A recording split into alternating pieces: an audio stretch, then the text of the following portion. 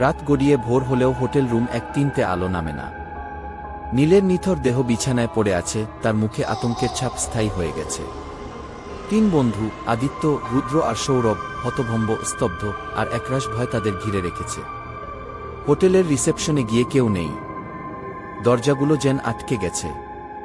তারা বুঝতে পারে এই হোটেলটা এখন আর সাধারণ জায়গা নয়। তারা ফেঁসে গেছে। রাত্রি নামে আবার। একের পর এক অদ্ভুত শব্দ শুরু হয়। দেয়ালে খোঁচাকুচি, মেঝেতে কারো টেনে হিচড়ার আওয়াজ, হঠাৎ জানালার কাছে রক্তের ছিটে। সেই ছবিটা আবার যেন তাজা হয়ে উঠেছে। মেয়েটার মুখ আগের চেয়েও স্পষ্ট, চোখ দুটো যেন নড়ছে। রাত 1-2-5 নয়। হঠাৎ সৌরভের গলা থেকে একটা চিৎকার বের হয়।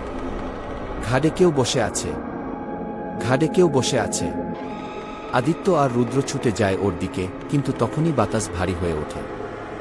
একটা ঠান্ডা ধোঁয়ার মতো ছায়া সৌরভের শরীর ঘিরে ফেলে। সে উপরের দিকে টেনে তোলা হয়, যেন অদৃশ্য কোনো হাত তাকে ফাঁসিতে ঝুলিয়ে দিন। সিলিং থেকে ঝুলে থাকা সৌরভের শরীর হঠাৎ খটাস করে কেঁপে ওঠে। আর তারপর সামনে থাকা দেয়ালের দিকে সে ছুটে টেনে নেওয়া হয়, ধাপ ধাপ করে ধাক্কা খেতে খেতে।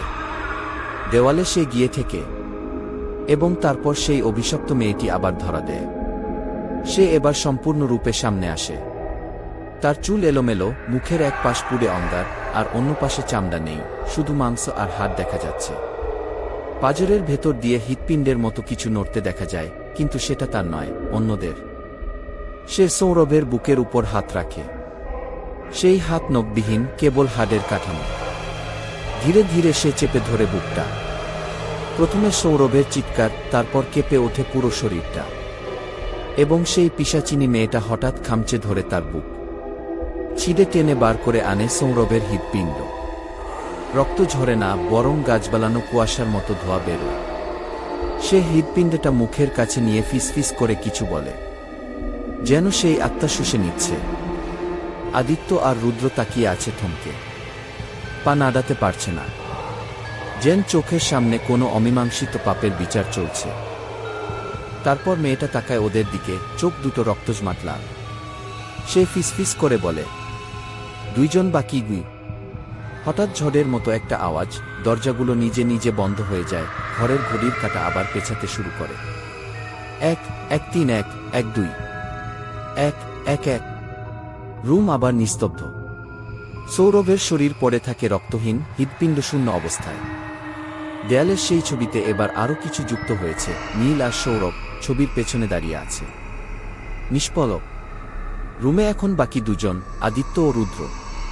তারা প্রায় নিঃশ্বাস নিতে পারছে না, ভয়ে, শোকে।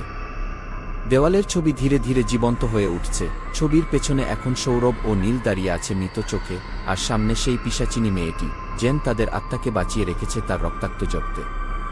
আদিত্য রাতে হঠাৎ একটা বই খুঁজে পায় ঘরের পুরনো আলমারির ভেতর। নাম নেই, কভার ছেঁড়া। ভিতরে হাতে লেখা কিছু পাতায় উঠে আসে সেই ভয়ানক ইতিহাস, যার কেন্দ্রবিন্দু রুম 1-3। তারা রূপাকে নির্মমভাবে ধর্ষণ করে, নির্যাতন করে। তার চিৎকার চাপা পড়ে যায় হোটেলের মোটা দেয়ালের আড়ালে। কেউ শুনতে পায়নি।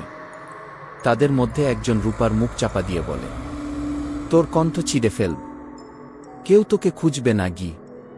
তারা রূপার গলা কেটে চোখ উপড়ে ফেলে। এরপর তার মরদেহ রুম 1-3 এর দেয়ালের ভেতরে গেঁথে ফেলে, জানালা বন্ধ করে দেয়, গন্ধ চাপা দিতে দেয়ালে প্লাস্টার লাগায়। রূপার শরীর মরে গেলেও তার অভিশপ্ত আত্মা জীবন্ত থেকে গেল। শেষ নিঃশ্বাসে সে শুধু বলেছিল, তোমরা মরবে। আমি তোমাদের মতো সব মুখোশধারীদের মরে দেখতে চাই। আমি ফিরে আসব। তার আত্মা রুম 1-3 এর সাথে মিশে যায়। রক্তের ছোপে লেখা হয় এক অভিশাপ। এই রুমে যে আসবে, যারা দেখবে, যারা মুখ ঘুরাবে, সবাই মরবে গি। বর্তমান। আদিত্য বইটা পড়তে পড়তে চুপ করে যায়। রুদ্র বিছানায় বসে কাঁপছে। হঠাৎ জানালার বাইরে আবার সেই অন্ধকার চেহারাটা দেখা যায়, এবার স্পষ্ট। রূপা। তার চোখে প্রতিশোধের আগুন, মুখ বিকৃত, শরীরের গায়ে আগুনের ছাপ আর পচা চামড়ার গন্ধ ছড়াচ্ছে। সে আবার বলে, আরও একজন বাকি। ঘড়ির কাঁটা ধীরে ধীরে যাচ্ছে 1-1-3 এর দিকে। বাতি নিভে যায়। দরজা বন্ধ হয়ে যায়। দেওয়ালে রক্তচাপ লেখা ওঠে, রাত 1-1-1। রুদ্র আর আদিত্য জানে সময় ফুরোচ্ছে। দেওয়ালে লেখা রক্তের বার্তা যেন সজীব হয়ে উঠছে। বাতাস থমকে গেছে, হঠাৎ যেন ঘরে কেউ শ্বাস নিচ্ছে তাদের গায়ের খুব কাছে। রুদ্র হঠাৎ কেঁদে ফেলে। আমরা তো কিছু করিনি রে, আমরা তো জানতামই না। আদিত্য ধীরে ধীরে বলে, কিন্তু আমরা দেখেছি, চুপ থেকেছি, এটাই আমাদের অপরাধকে। ঠিক তখনই একটা হাড়গোড়ের মাংসপিণ্ড ছেঁড়া হাত রুদ্রের পেছন থেকে উঠে আসে, গলা পেঁচিয়ে ধরে থাকে। সে চিৎকার করতে পারে না, তার মুখ থেতলে যায়, দম আটকে আসে, চোখ বিস্ফারিত হয়ে যায়। রুদ্রকে ছুঁড়ে ফেলা হয় ছাদের দিকে, এবং সেখানে ঝুলে যায় সে যেন একটা কাটা পুতুল। তার পেট চিরে একে একে বেরিয়ে আসে অভিশপ্ত আত্মার প্রতিচ্ছবি, সেই 3 যুবক যাদের হাতে রূপার জীবন নষ্ট হয়েছিল। রুদ্রের রক্ত দিয়ে তারা আবার রূপার নাম লিখে দেয়ালে। আরও দেখতে হবে কি? আদিত্য একা পড়ে যায়। সে ছুটে যায় দরজার দিকে, দরজা খুলে যায়। সে দৌড়াতে থাকে করিডোরে, দরজার পর দরজা পার হয়। কিন্তু সব হঠাৎ একই ঘরের দিকে ফিরে আসে, রুম 1-3। ঘরের ভেতর সে দেখে তার 3 বন্ধুই দাঁড়িয়ে আছে, মুখে মৃত্যু আর চোখে দৃষ্টি নেই। আর তাদের সামনে রূপা, এবার সম্পূর্ণ রক্তে মাখা, মাথার পেছনে পচা চুল ঝুলছে, মুখের আটটা হাত বেরিয়ে এসেছে। রূপা ধীরে ধীরে এগিয়ে আসে আদিত্যর দিকে। আদিত্য হাঁটু গেড়ে বসে পড়ে।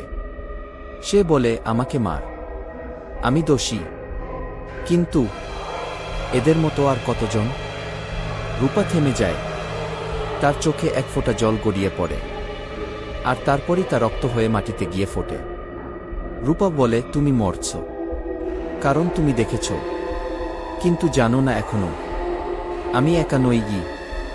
হঠাৎ করে রুম 1-3 দেয়াল ভেঙে পড়ে, তার পেছনে দেখা যায় আরও অনেক মুখ, অনেক মৃত আত্মা, যাদের কেউ রূপার মতো নির্যাতিতা, কেউ অসহায়, সবাই এই হোটেলেই হারিয়ে গেছে।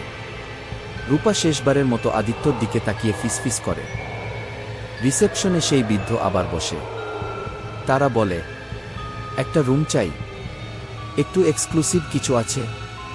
বৃদ্ধ মুখ তুলে বলে, সব রুম বুকড, শুধু রুম 1-3 খালি আছে গুই। The end. এইভাবেই শেষ হলো গল্প। 4টি প্রাণ শেষ, কিন্তু রুম 1-3 পিশাচ খেলা চলছেই। আর এই হোটেল হয়তো আজও অপেক্ষা করছে পরবর্তী শিকারের জন্য।